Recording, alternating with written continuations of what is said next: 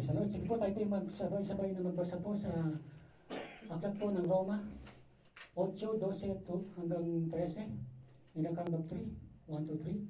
Therefore, brethren, we are debtors, not to the flesh, to live according to the flesh. For if you live according to the flesh, you will die. But if by the Spirit you put to death the deeds of the body, you will live. Praise the Lord. Sa pagkabasa po ng mga salita, tayo magpagpuna. Praise God. No? Kaya po na, tinanong ko kayo, how's your day? Ano po? Kamusta ang isang linggo? At tayo po ay inaatake ng mga viruses. Amen? Usong-uso po ngayon ang influenza. Ngayong taglamig. Influenza. Ano po? Ngayong taglamig. Amen? At si Pastora, isang po na tinamaan na ng virus. Kung titingnan nyo, ganyan-ganyan lang, pero may sakit po yan. Amen? At hindi lang yun. No? Last year, tinamaan din tayo ng mga COVID-19 na yan. No? Tinatawag natin SARS virus. Amen? At maraming namatay sa disease na yun. Amen? The virus na yan. At over ilang milyon ba? More than a million. Ano? Bukod dyan, meron pang unang-una. Yung tinatawag natin HIV virus. Amen? At meron ding tinatawag natin Ebola virus. At yung Spanish influenza virus. Influenza. No? Katakot-takot na virus, no? Na dapat nating pag-ingatan. Pero huwag nating kalimutan na meron po tayong mas malaki pang problema kinakaharap. Amen? Hindi lang yung sakit itong taon na kumakalat. Amen? Kundi yung sakit na simula pa ay nasa atin na. Amen? Hindi yung sakit na posible na tayo po'y mahawaan, kundi yung sakit na nasa atin na po. At ang tinutukoy ko pong ito ay ang kasalanan. Amen? At kung ikaw ay isang non-Christian, mas malaki ang problema mo. Amen? Hindi lang virus ng kasalanan ang nasa iyo. Actually, patay ka na. Amen? As good as dead. Amen? Sapagkat magkakambal po ang kasalanan at kamatayan. Kaya po may sinasabi po si Apostol Pablo, amen, sa Book of Romans.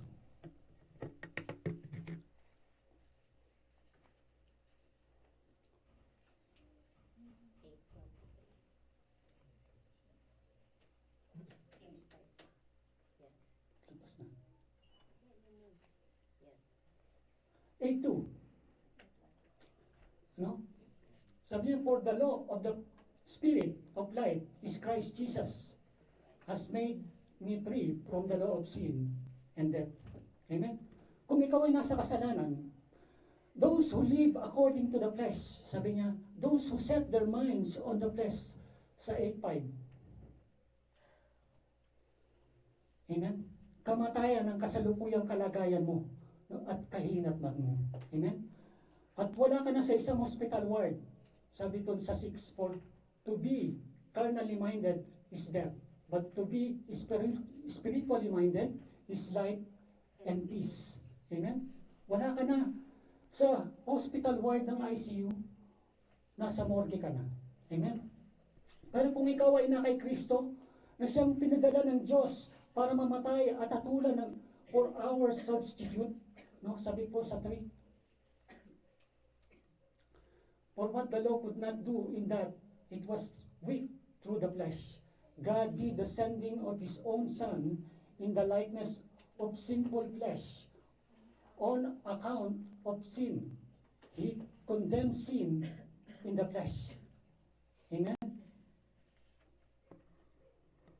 Ibig sabihin ay, inilagak mo na ang tiwala mo kay Kristo para iligtas ka mula sa kasalanan at kamatayan. Wala ka na sa parusang kamatayan. Now, no condemnation for those who are in Christ Jesus. Sabi niya sa verse 8, sa verse 1. No? Pinalaya ka na mula sa kapangyarihan ng kasalanan. Amen? At kamatayan, sa verse 2. No? Hinango ka na mula sa morgue at hiningahan ng Espiritu at meron ka na ngayong bagong buhay. Meron ka ng buhay at kapayapaan, sa verse 6. Ano po? Meron ka ng buhay at namumuhay ayon sa hangarin ng Espiritu. Ayon po sa verse 5.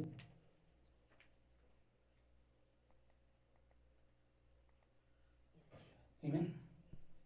So, ang sarap na pakinggan ang mga katotohanan niyan tungkol sa kalagayan o estado o posisyon natin bilang mga Kristiyano. Pero hindi naiib po si Pablo. Hindi siya namumuhay sa isang pantasya lamang at inaanyayahan tayong samahan siya sa kanyang pantasya.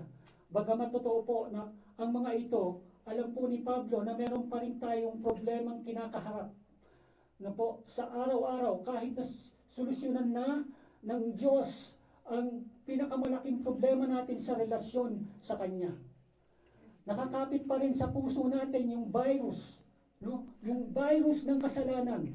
Oo nga't nalitira pa nga ang Espiritu na nasa atin. Amen? The Spirit of God dwells in you. At hindi yan naalisin hanggat sa dulo ng buhay po natin.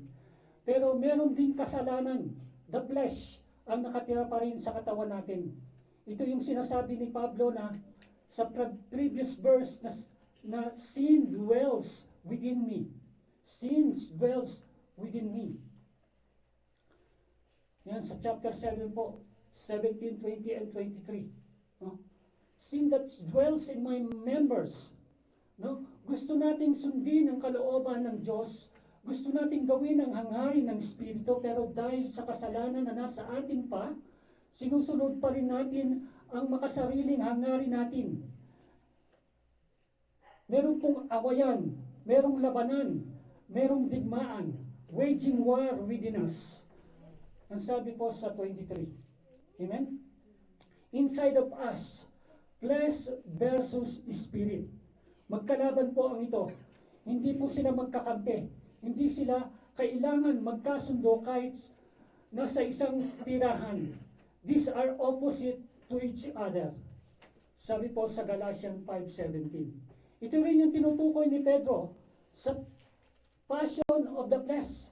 Ang sabi niya sa 1 Peter 2:11. No? Which wage war against your souls. Sabi niya doon, dear beloved, I beseech you as a strange and pilgrim, abstains from fleshly lusts, which war against your soul. Amen? Dapat na nagkakaisa tayo bilang isang iglesia sa pakikipaglaban sa isang invisible at mas delikadong kalaban. Ang kasalanang natitira pa at nakatira pa rin sa atin. At habang tumatagal, heto na naman, nararamdaman na naman natin siguro yung lust o kahalayan dahil sa maraming time na mag-iisa tayo, feeling boring, lonely, stress, nahuhumaling ulit sa panonood ng mga porno o pag-google ng maraming oras at sinasayang ang oras sa social media at worldly entertainment.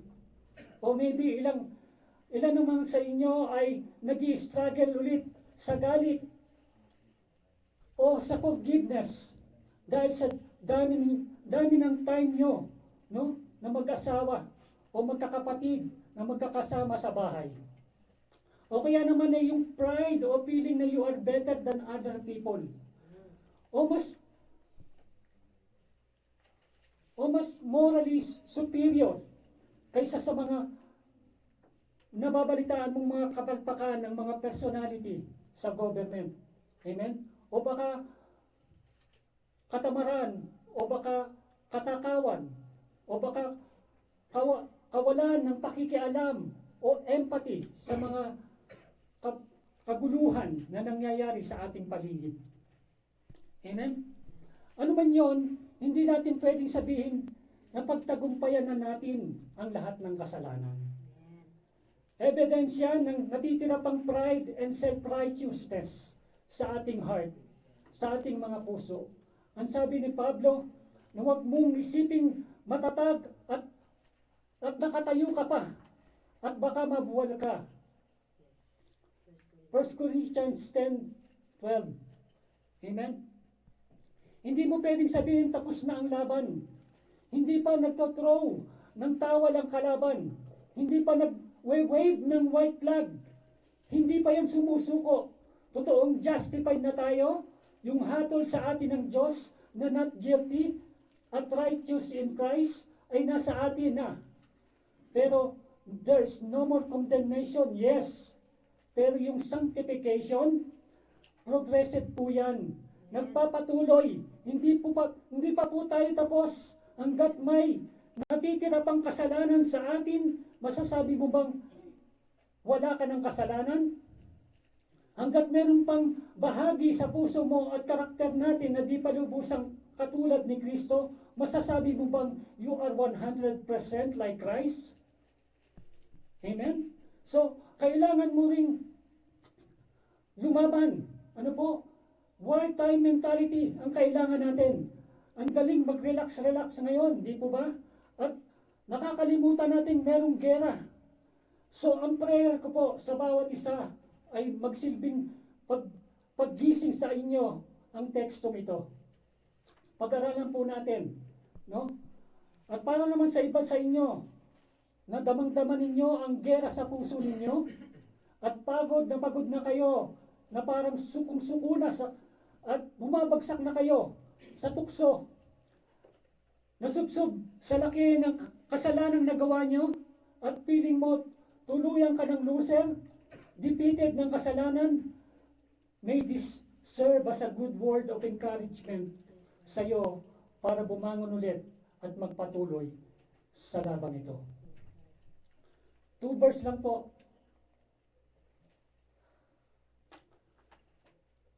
Romans 8:12 and 13. Pero ito po ang pinaka-importanting mga talata tungkol sa sanctification sa buhay Kristiyano. Actually, 4 sermon ang nilaan para dyan ni Apostol Pablo. In a way, ito pong 2 verse na ito ay nagsisilbing major turning point sa Romans chapter 8.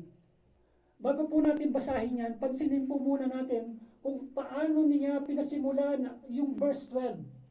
So then, brother, ang sabi niya doon, no? Ginamit rin niya itong affectionate address na ito sa verse chapter 1 ng Roma, verse 13 at chapter 7, verse 1 and 4 ng Roma. No? Tinawag niya ang mga Christians sa Rome na mga kapatid sa Panginoon, bagamat hindi pa nila nakikita ang mga kapatid na yun. Hindi naman din siya ang pastor nila, no? Doon, nagplant lang siya ng church.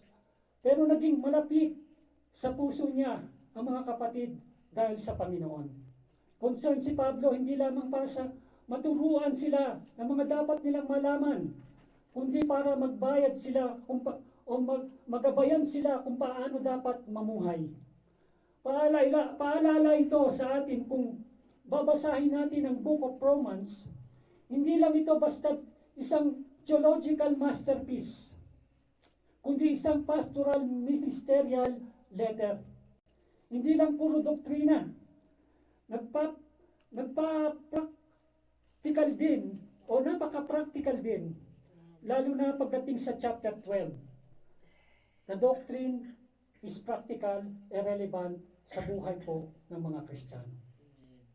At to this point, sa pag-aaral natin, mapapansin ninyo, ang ginagawa lang ni Pablo ay nagbibigay siya ng description ng buhay Kristiyano. Kung ano ang kalagayan o status natin kay Kristo. Pero dito ngayon, meron ng practical application. Although wala naman din siyang sinabing diretsong utos na dapat natin gawin, pero kung papakinggan mo kung gaano kaseryoso yung tono ng pananalita dito, kapag ganito ang ginawa mo, o ganyan ang mangyayari, at kung hindi ganito naman yung mangyayari, yung action natin ay may consequence. No? Mauudyakan tayong gawin at seryosohin kung ano ang duty o responsibility natin bilang mga Kristiyano. As justified sinner. Yes, meron na dapat tayong gawin. Konektado ang duty sa doctrine. Konektado ang application sa gawa.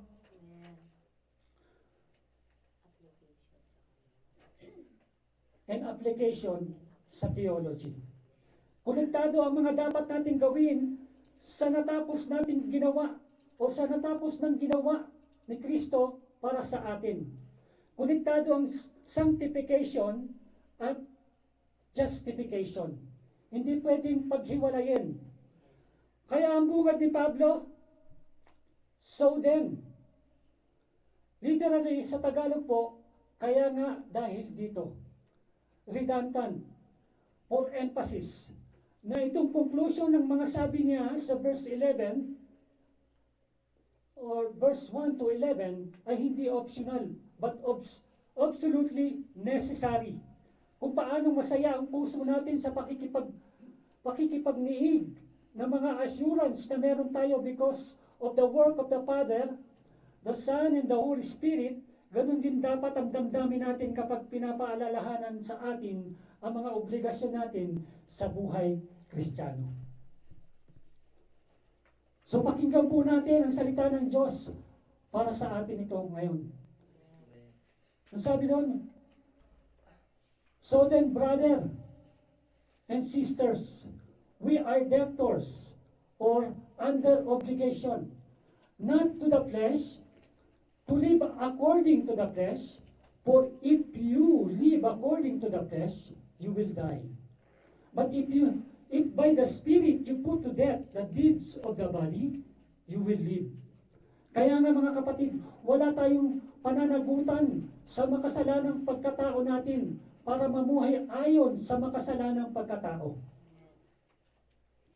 Dahil kung patuloy kayong mamumuhay ayon sa makasalanang pagkatao, tuluyan kayong mamamatay. Pero kung sa pamamagitan ng Espiritu ay pinapatay ninyo ang makasalanang gawa ng katawan, mabubuhay kayo. Christian duty.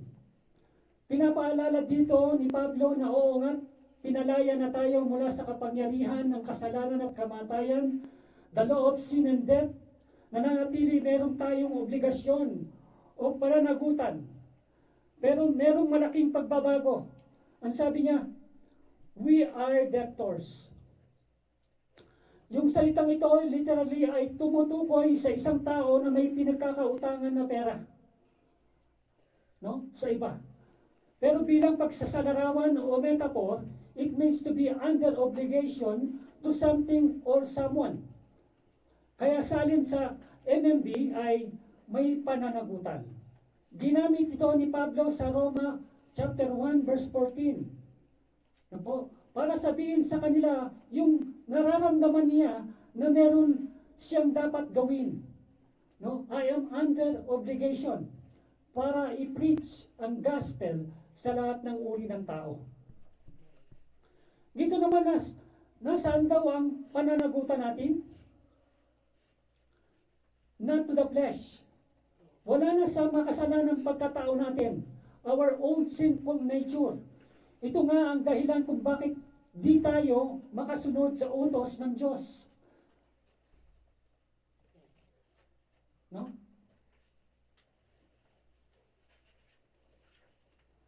Ito ang umaalipin sa atin. Nagmamalupit sa atin at sumisira ng relasyon natin sa Diyos. Pinalaya na nga tayo, hinatulan na nga ng Diyos ang kasalanan through the death of Jesus on the cross. Wala ka ng pananagutan na bigyang kasiyahan o pagbigyan man lang ang kasalanan sa puso mo. Imagine na yung dati mong amo, binugbog ka, no? Ginahasa ka, minuna-muna ka, sinakal ka, at halos patayin ka na. Tiniis mo naman kasi kailangan mong may makain ka para mabuhay at makuha ang sweldo para ipadala sa pamilya mo. Pero isang araw, pinalaya ka na.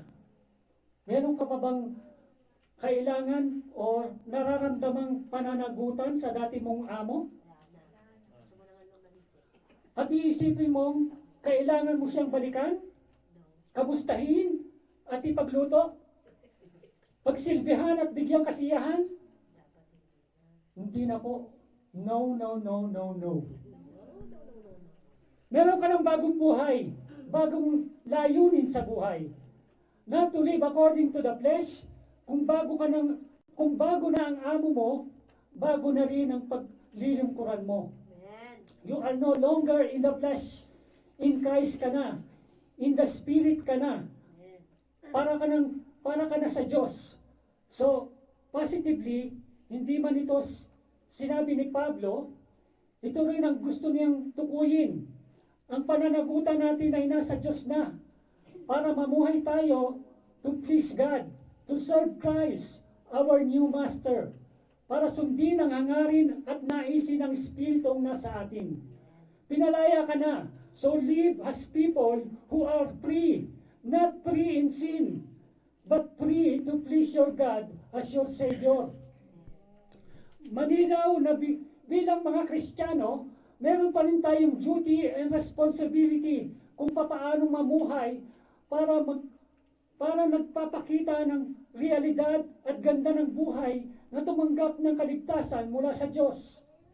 Pero kapag duty ang pag-uusapan, yung ibang Christian, nagiging allergic. Legalism na agad ang nasa isip. Yung pagsunod sa kautusan parang maging acceptable sa Panginoon, para ikakaya tayong mga Pariseyo nito. No?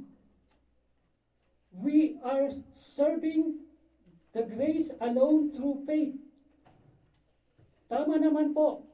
Pero wag nating isipin kapag gospel-centered, wala nang puwang po ang law sa ating mga buhay.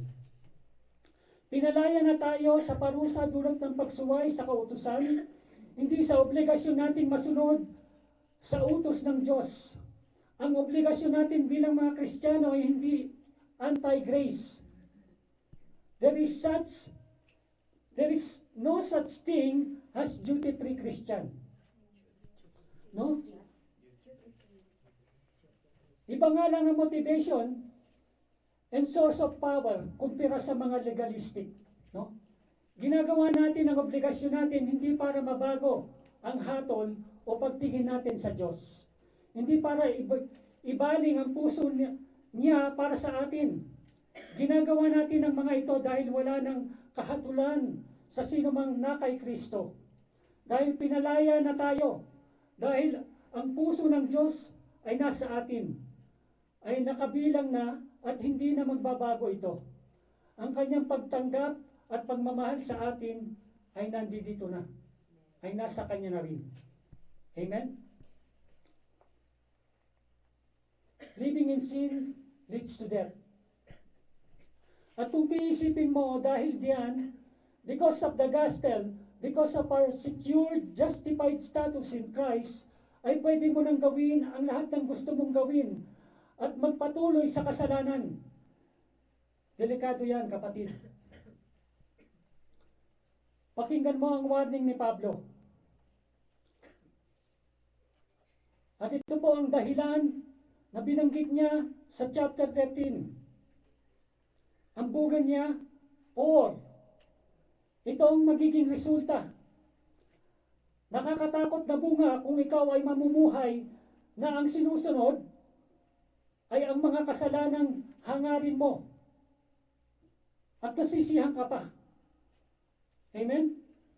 Ang sabi doon, or if you live according to the flesh, you will die. Kung magpapatuloy ka sa ganitong klaseng buhay, ang sabi niya, tuluyang kang mamamatay. Anong ibig sabihin niya? Doon sa kondisyon na yon, if you live according to the flesh, hindi niya sinasabi na kung may kasalanan ka pa rin hanggang ngayon, lahat naman tayo meron pang kasalanan. Amen? He's not advocating for sinless perfection sa buhay natin. Amen. Ngayon, tulad ng itinuturo ng iba, nagkakasala pa rin tayo. In some cases, meron pa rin habitual sins. At yung iba ay nahuhulog sa malaking pagkakasala. Naniniwala tayo, ang dugo ni Kristo ay sapat na. More than sufficient to cover and pay for all our sins. Hindi lang yung kasalanan ginawa natin bago tayo maging Kristiyano. Pati na rin ang kasalanan nagawa rin natin ngayon. Paul wants us to have assurance in that. Pero may warning siya. And this is the serious warning. Para sa mga tao na nagsasabing Kristiyano sila. That may include some Christians in Rome. Ang sabi niya, if you, at inaakalang ligtas sila, pero ang isip at puso at pamumuhay ay walang nabago. Walang pinagkaiba sa mga non-Christian.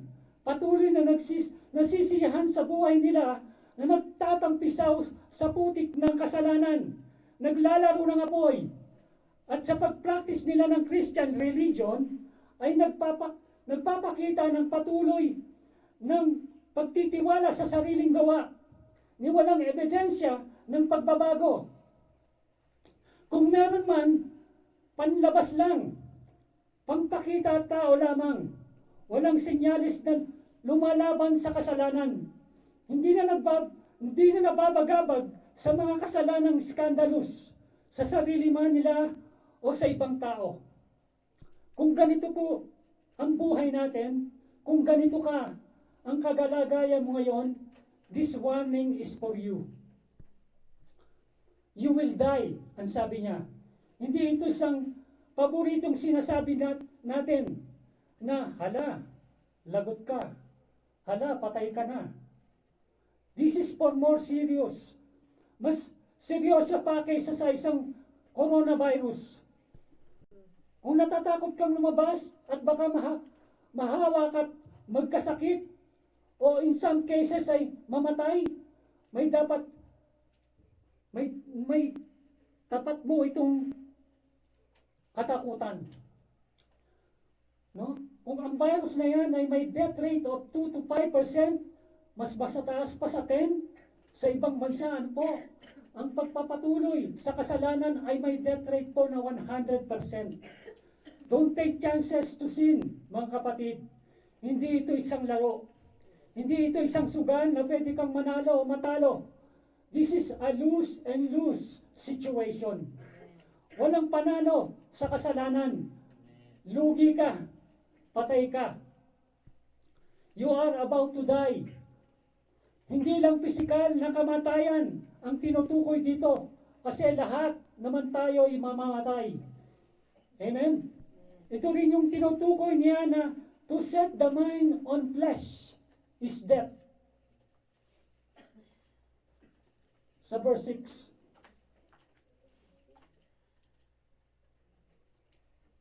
Amen?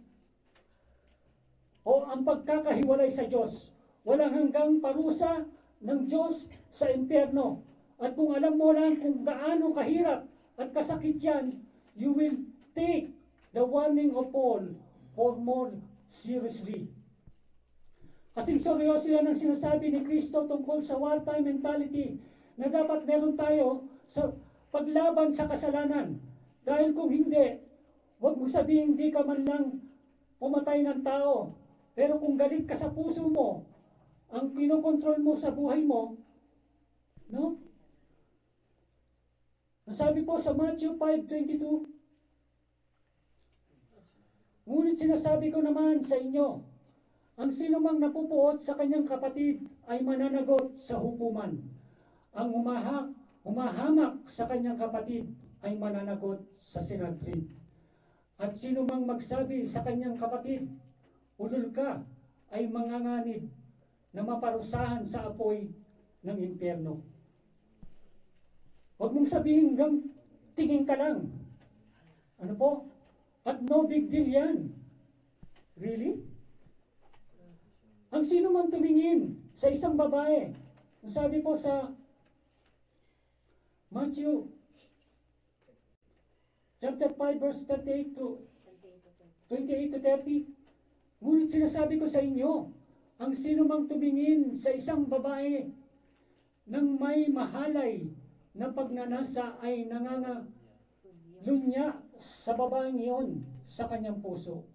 Kung ang kanang mata mo ay magiging sanhi ng iyong pagkakasala, dukutin mo ito at itapon. Mabuti pang mawalan ka ng isang bahagi ng iyong katawan kaysa ang buong katawan ang itapon sa impyerno. Kung ang iyong kanang kamay naman ang maging sanhi ng iyong pagkakasala, putulin mo ito at itapon. Mabuti pang mawalan ka ng isang bahagi ng iyong katawan kaysa ang buo mong katawan ang itapon sa impyerno. Amen? Manilaw po ba yun? Bakit magpapatuloy ka pa sa kasalanan? Kahit maliit na kasalanan pa lang yan. Kung alam mong magbubunga ito na mas malaki at mas marami pa, at ang kahatulan mo sa dulo ay walang hanggang kapahamakan. Killing sins leads to life. Merong alternative na binabanggit po dito si Pablo. Kaya sabi niya, sa susunod, but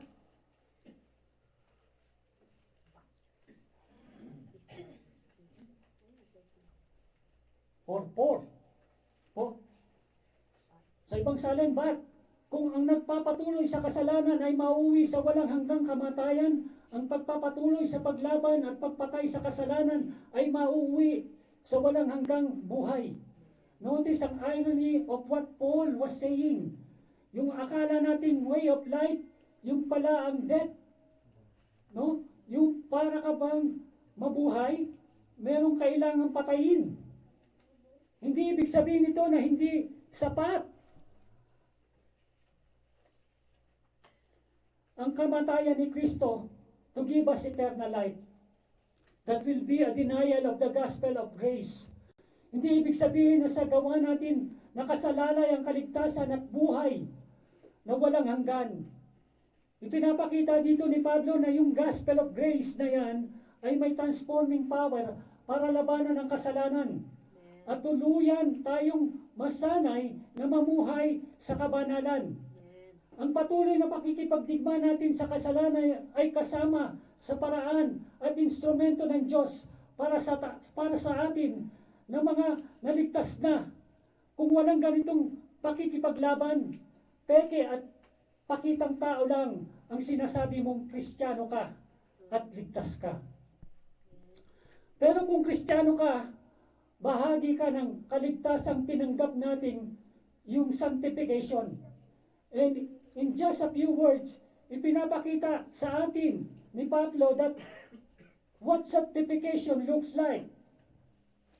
Ang sabi niya, if by the Spirit you put to death the deeds of the body, ano yung deeds of the body na kailangan patayin? Yung katawan ay tumutukoy sa pisikal na katawan natin. So yung specific na tinutukoy dito ni Pablo ay yung mga gawain na ginagamit nating instrument of righteousness, yung katawan natin. Itong ating mata, ating bibig, ating kamay, ating paa, ating tenga, no? Sa pananakit sa ibang tao o paggawa ng mga makasariling hangarin natin. At hindi lang habits or behaviors ang tinutukoy dito ni Pablo, na para bang concern lang siya for us to have a good behavior. Madali namang ipakita na banal ka sa ibang tao, pero hindi mo mapapatay ang kasalanan kung panlabas na manifestation or expression lang nito ang puputulin mo. We have to go to the roots, no? We have to go deeper. Our simple desire. So what does it mean to put deaths or to put death the deeds of the body? Paano mo masasabing pinatay mo na ang kasalanan? Not merely to change habit, not merely to add spiritual or religious activities like reading Bibles or praying or going to church or ministering activities. Ibig sabihin, tagpasin ang ulo, hukayin, tanggalin ang ugat. Hanggat walang nabubuhay, wala nang kapangyarihan, wala nang impluensya sa atin ang kasalanan. This is a metaphor taken from putting any living things to death. To kill a man or other things means to take away all his strength, vigor, and power so that he cannot or exert on his own. Ibig sabihin, bagamat patay na tayo sa kasalanan, may buhay pa rin. Ang kasalanan, na nasa atin. Hindi yan lying dead inside of us, inside of you. Buhay na buhay pa rin yan. Sumisipa pa rin. Lumalaban pa rin. Pinalaya na tayo, pinatawad na sa parusa ng kasalanan. Romans 8:1, pero ang kapangyarihan ng kasalanan sa buhay natin, nandyan pa. So don't underestimate the power of indwelling sin. No? In justification, we are rescued from the penalty of sin. In sanctification, we are being rescued from the power of sin. Past tense ang justification, present tense ang sanctification. Hindi instantaneous, hindi possible ang sinless perfection sa buhay natin ngayon. Sometimes meron major breakthrough, yes, pero hanggat humihinga pa tayo, meron pang natitirang kasalanan sa atin. So kailangan matapos ang laban natin sa kasalanan. How long? O Lord, we cry, wretched man that I am, who will deliver me from this body of death? The destruction of sin is a slow and painful process. Kapag sinabing put to death, present tense yan.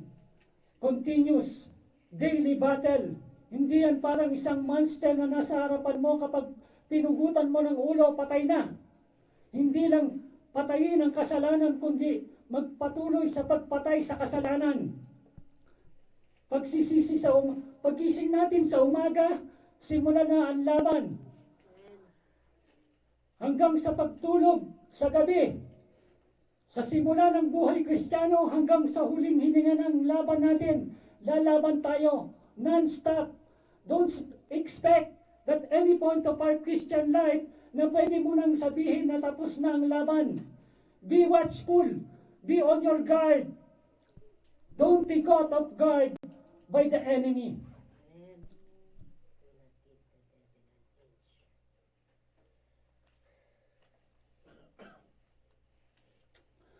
Who is responsible sa pagpatay sa kasalanan? Ang sabi niya doon, if you. Nabasa po ba niyo? For if you. Kayo ang tinuturo. If you put to death, kasalanan mo ang pinag-uusapan. Hindi ang kasalanan ng asawa mo, ng kapitbahay mo, ng kasama mo sa church, no?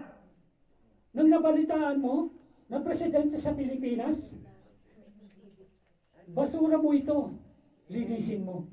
Kasalanan mo ito, patayin mo. Hindi ang asawa mo ang papatay niyan sa kahalayan mo para sa iyo.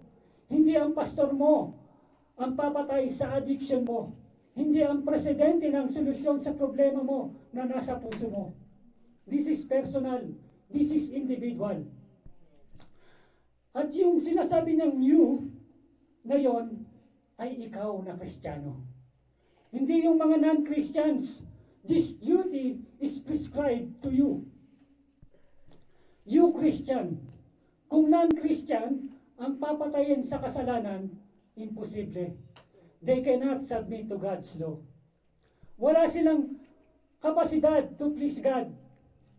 You Christian, meaning all Christian, not just those who are obviously struggling, even most mature among us, may posibilidad na patayin ang sarili niyang kasalanan. Tayo ang may tungkulin sa pagpapatay ng ating mga kasalanan. Not God. God will not kill your sin for you. You have to do it for yourself. Hindi yung spirituality na let go and let God. No. Ikaw ang magsasabi na no sa kasinungalingan at kasalanan mo. At yes, sa mga pangako ng Diyos kay Kristo. Ikaw ang papatay sa kasalanan mo. Pero hindi ibig sabihin na you have to do it alone. Hindi ang Diyos ang gagawa ng assignment mo. Pero bibigyan ka niya ng tulong. At bibigyan niya tayo ng sapat na tulong. Ng lahat ng resources na kailangan natin in this war.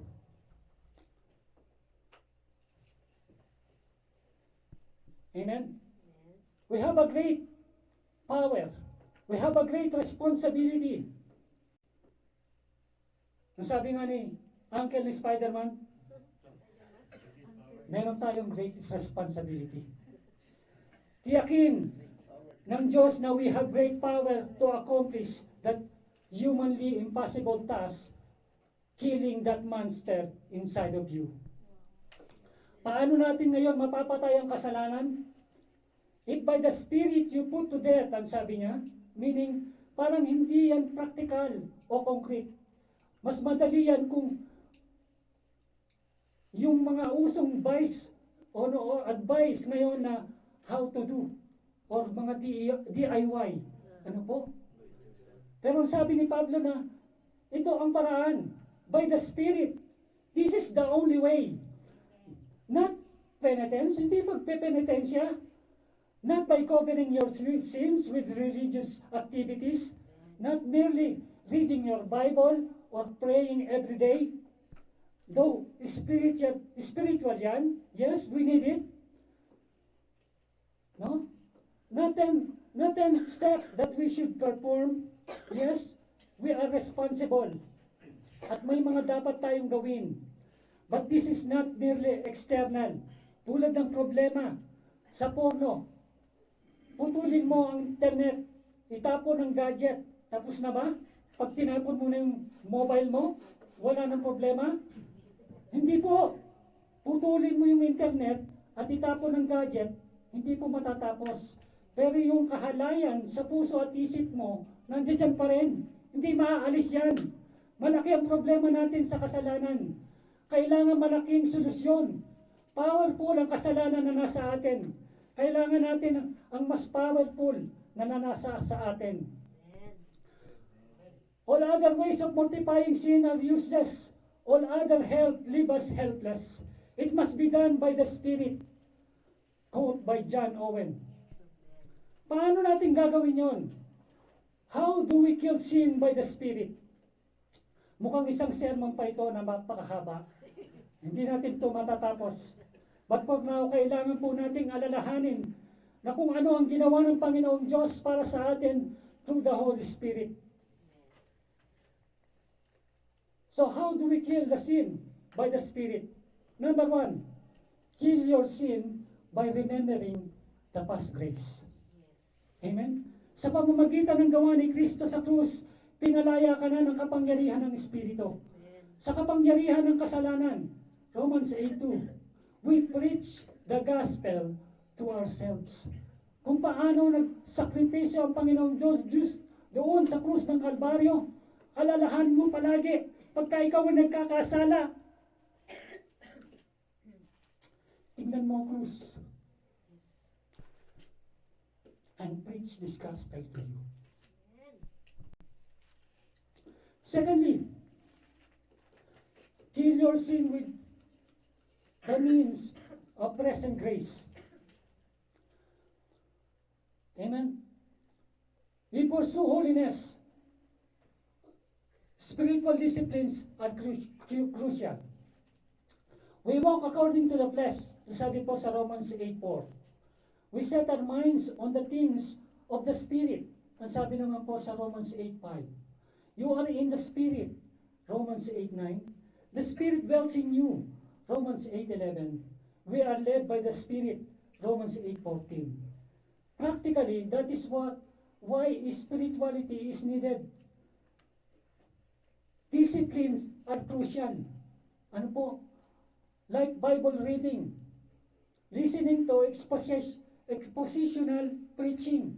Importante po ito na tayo po'y nakikinig sa mga sermon. No?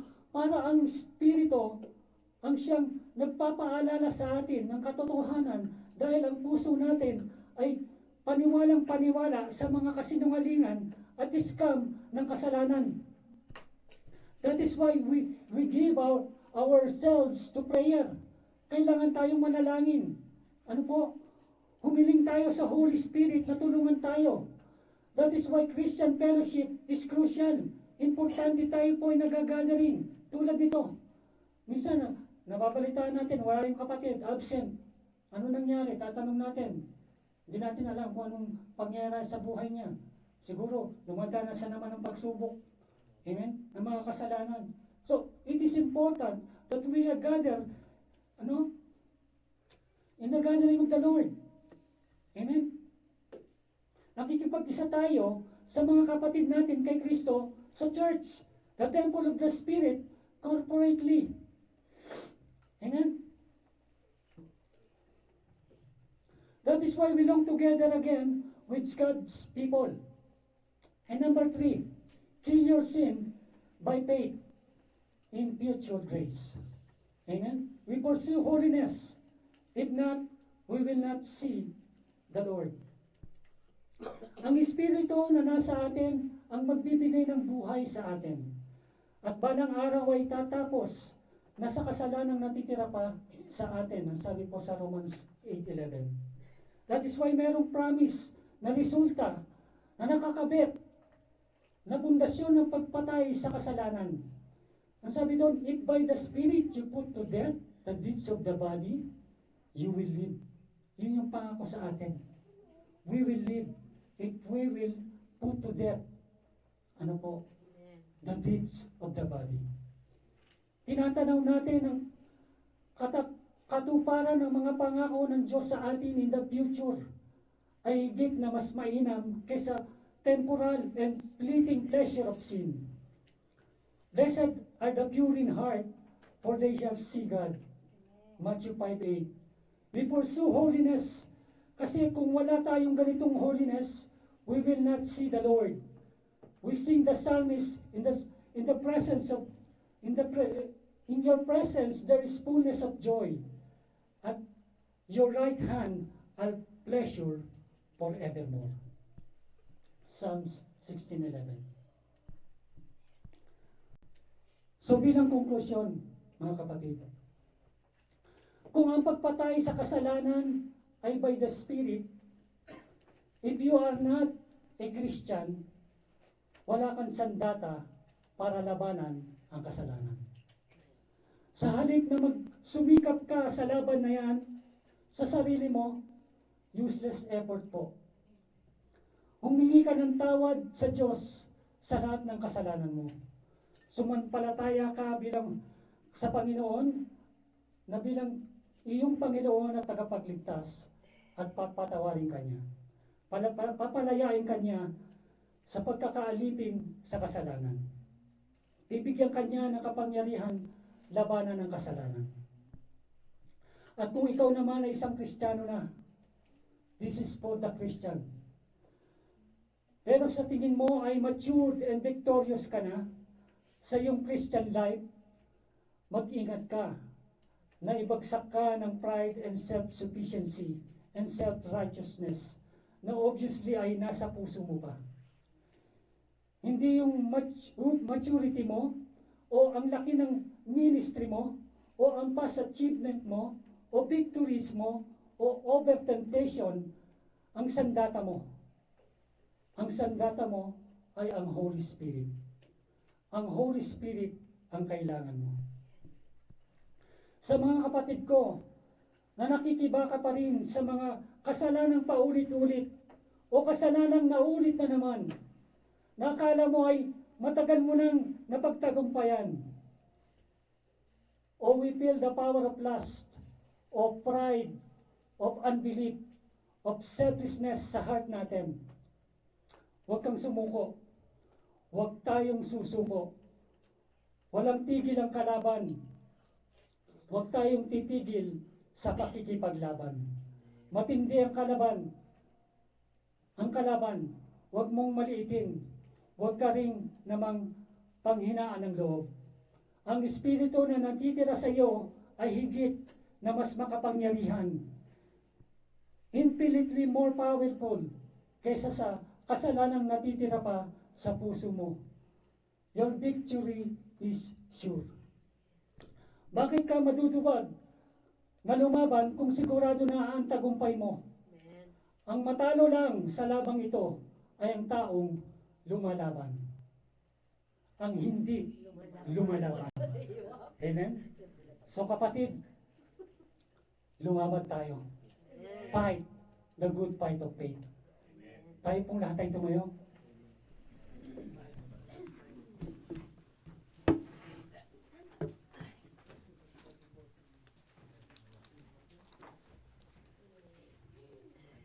Praise God. Let that be in the attitude of prayer. And let us be serious with God this very hour. Seryoso po ang Diyos sa atin. At pinahayag niya ang mensahe ito sa mga Kristiyano. Alam niyo po, ang kondisyon ng mga tao sa Roma, isang masalimuot at makasalanang lugar.